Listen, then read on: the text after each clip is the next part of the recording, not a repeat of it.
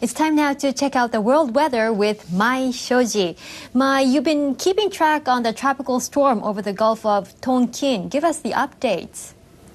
Well, yes, Miki, we have been tracking this for quite some time because it's moving at a snail's pace.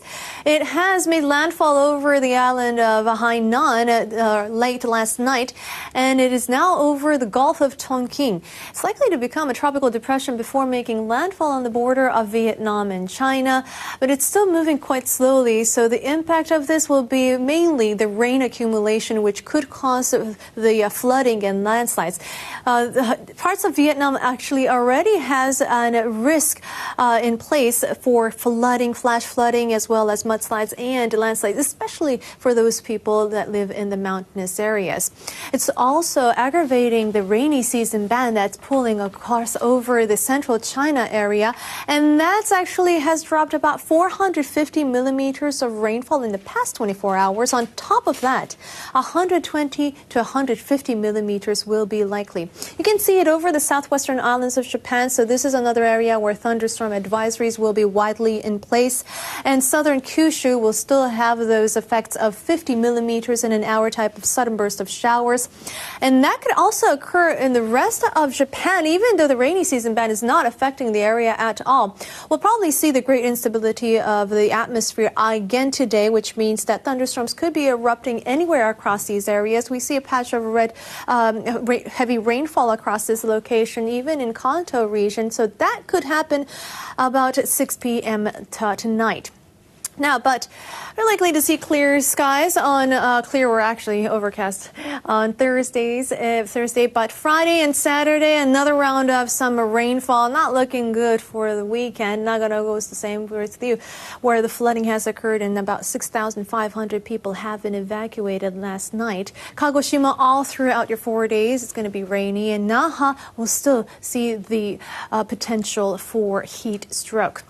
Now let's get you over here in Europe. Central locations again is seeing some stormy conditions due to this system. It's a cold front sagging all the way into northern Italy. So we're likely to see another round of severe weather here, and that includes hail, storms, and also gusty conditions. Gusts could reach up to about 90 kilometers per hour in southern Germany, and that's tracking all the way down to the northern Balkans. Let's take a look at your temperatures. Ankara, 28 degrees with rain in forecast, and a lot of rain across parts of central areas. Now here across the Americas, we are still tracking this storm system up in upper Midwest pulling into the Great Lakes region. We do have that active system, and that's actually creating the enhanced level of severe weather outlook across north of New York. And that's not something you'll be looking forward to, but some people are actually looking forward to a very unique sight that will be taking place across these locations up in the north. This is a view from the satellite view from the pole. People actually could see a magnificent sight of auroras that will be taking place. The sun has been ramping its activity over the past few days and setting a stage for stunning aurora shows. Now, not only these spacecrafts and satellites may experience some glitches, this makes major changes in the currents of Earth's magnetosphere. So many people in Alaska are actually having trouble with their cell phones today, but if you are lucky and living in this latitude, you're likely to see a magnificent sight. It's really rare that it comes further down into Vancouver, New York, and even Edinburgh. I'll leave it up for a Senate forecast.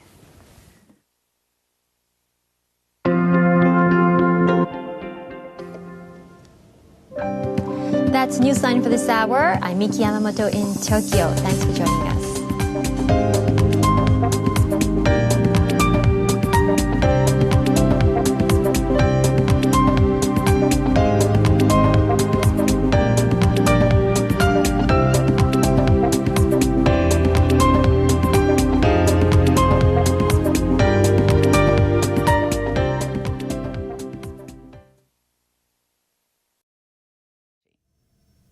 Strong Typhoon Nuri is on a decreasing trend as we speak, but no matter the intensity, it is actually packing gusts of about 96 kilometers per hour recorded in Chichijima. It's now located west of Chichijima and will be passing over the Ogasawara Islands today. By the afternoon hours, it is likely to become a strong, severe tropical storm status and then become a low pressure system by this evening. But the gusts will be about 126 kilometers per hour over the Ogasawara Islands, and Izu Islands will see 108 kilometers per hour winds, and also the waves are going to be still very high, 9 meters in the center of the system, and all the way out towards Izu Islands about 4 to 5 meters. The Pacific side of Honshu would possibly see about 3 to 4 meters high waves. So these are the areas where you really don't want to be venturing out in the water.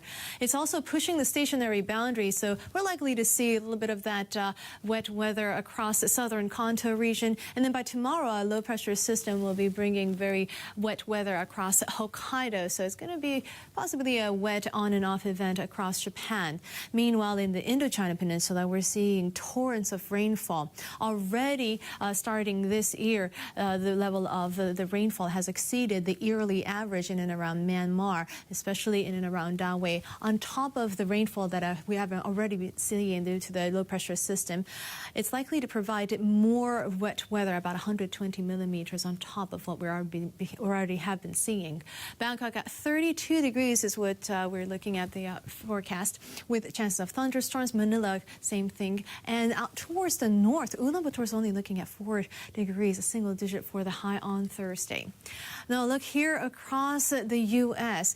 The ex-hurricane, if you can recall, Vance had traveled over Mexico. Now it is affecting Texas, especially with the very heavy rain. Ample amounts of moisture are pulling into this area. We have a report of 83 millimeters in San Antonio, and on top of that, with the severe flooding that has been occurring already in some locations in and around Houston, you'll possibly see about 100 millimeters of additional rainfall, and that's likely to continue into the next few days. The rain will also be traveling across the New England states, and due to the cold front that will be swinging across this area, the temperatures will be dropping dramatically. New York just looking at 9 degrees on your Saturday, and then a huge drop here in Washington, D.C. from 18 degrees on Thursday down to just 10 on Saturday. So that's below your average. Do carry your warmest jackets.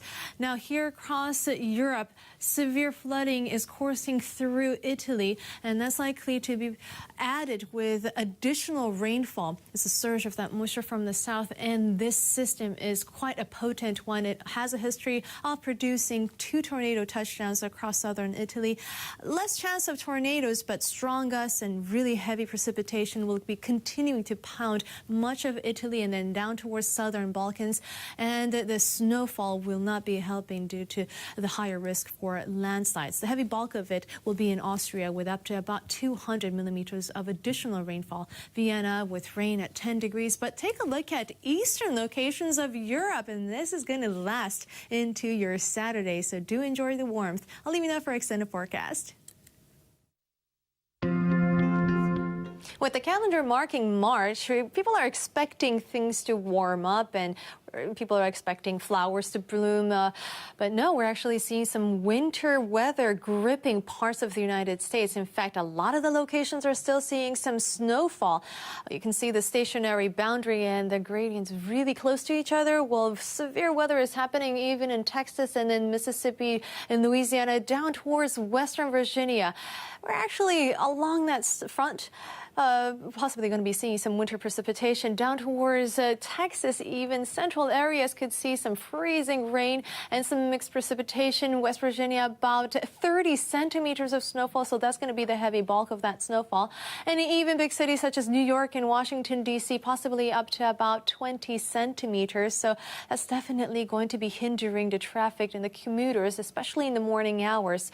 The rain on Thursday will then change its form to snow on your, rain on Wednesday will turn its form to snow on Thursday. So that's what we're looking at right now. And the temperatures, people are expecting it to warm up, but no, temperatures are actually going to be falling into double digits on the negative area.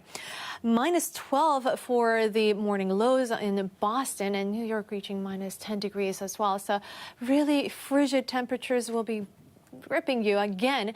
And Houston looking at just 4 degrees for the high. I know a lot of people don't actually own stoves and heaters in your home, so do bundle up, especially overnight on your Thursday hours. But to the other side of the jet stream, we're looking at 24 degrees, summer-like temperatures out there. Now, across Europe, we have a clash of air masses with the low-pressure system that is still lingering here, bringing unstable conditions. We may even see some tornadic activities as well as very heavy rainfall, which could lead to flooding and even some hail as well. But the rest of the area looking quite fine, especially the west. Paris at 11 degrees with plenty of sunshine, and Madrid looking at 13 degrees. Across here in Asia, a high-pressure system is predominant across the western areas, and that's actually providing some favorable conditions for radiational cooling, especially in the morning hours. Minus 30 degrees was observed in parts of northeast China, but to the south, moisture is brought in from that ridge of high-pressure system, and the northern edge of it bringing some snowfall. Here across Japan, another round of blizzard conditions, but that's finally going to be tapering off by Thursday afternoon. But the additional snowfall amounts could top as much as 25 centimeters, and the waves will be very high, so not a day to be venturing out in the waters. Tokyo at 14 degrees, but that's actually going to be on a falling trend. 5 degrees here on Saturday, and then again another jumpy ride. As for those of you who are going to be coming to Japan to enjoy the cherry blossom, this is going to be your forecast schedule. I'll leave you now for extended forecast. Okay, let's go to our weather corner, and here is my Shoji with the latest of the east coast of the United States. One storms after another, these areas have been hit with heavy snowfall. Significant amounts of snowfall has been fallen due to the latest winter storm. We have some pictures coming up from these areas because traveling has been hindered. Take a look at that. In Kentucky, hundreds of vehicles were backed up for hours, some overnight, due to impassable roadways, while the governor of Kentucky declared a state of emergency.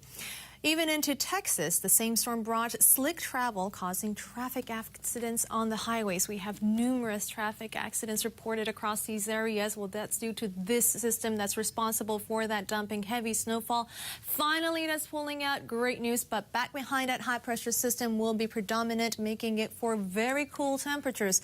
We'll still add up about 3 centimeters of snowfall across New York, and parts of these areas could possibly see about 10 centimeters, but by Friday, things are going to be looking up. However, D.C., you may see the wind chill factors down to about minus 15 degrees. Your actual temperatures as low as minus 5 degrees for your Friday morning, so do bundle up. We have another system pulling in to the Great Lakes. We'll see another round of snowfall, but not as heavy as before, and that's likely to pull into these New York, Boston, big cities in New England states by Sunday, but not as big, as significant as what we have been seeing. And the temperatures will finally be on a warming trend in the Great Lakes region. Talking about warm-up trends, well, things are really warm across western areas, especially in California, where temperatures are in the summer range, 27 degrees in Los Angeles with plenty of sunshine. Now, across here in Europe, we have been talking about the severe weather system that has been bringing Category 5 hurricane equivalent force winds up to about 300 kilometers have been reported unofficially, but official reports are saying more than 200 kilometers per hour, and these have uprooted trees in central Italy. And we actually have 2 casualties reported from these areas. This system will intensify on your Saturday and then pull into Turkey and Greece with chances of tornadoes. Once again, wind gusts reaching about 140 kilometers per hour in some locations. Snowfall will be up to about 30 centimeters into Friday and Saturday, and then that is likely to pull into Turkey over your weekend, still lingering here with chances of excessive precipitation yet again. Looking quite windy up in northern locations of the British Isles, but London's escaping from that windy weather at 11 degrees with partly sunny skies. Now here across eastern continental Asia, we're seeing a high-pressure system over Japan, and that's likely to create a low-pressure system just below the Pacific side of Kanto region. And this is going to be favorable for on and off showers to continue on our Saturday.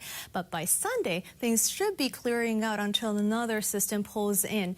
So Tokyo, showers and a chilly day for us, but a bump here on Sunday, and it's going to be clearing out, which is very good news. Chiba Prefecture, we're seeing seeing some showers, but to brighten up your spirits, here's some bright yellows to show you a sign of spring right there. 3.5 million rapeseed flowers are blossoming in Mother Farm in Chiba Prefecture. They started blooming from end of December, and now they are in full bloom. Visitors are enjoying the bright yellow sign of spring. On that note, here's our extended forecast.